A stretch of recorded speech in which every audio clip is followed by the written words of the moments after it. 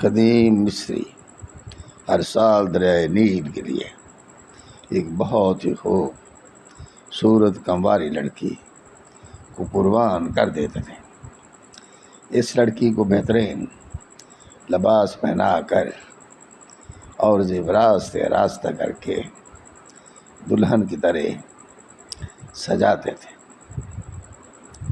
پھر ایک بڑے قومی جشن میں یہ دلہن پھولوں اور جھنڈوں سے ایک مزین جہاز پر سوار ہوتی تھی جو سمندر کی سطح پر چلتا تھا۔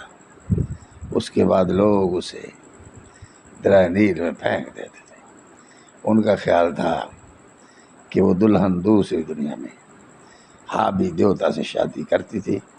اس طرح دریا خوش ہوتا تھا اور ان کے اس عمل سے بہنے لگتا تھا اور لوگوں کو پانی دیتا رہے گا۔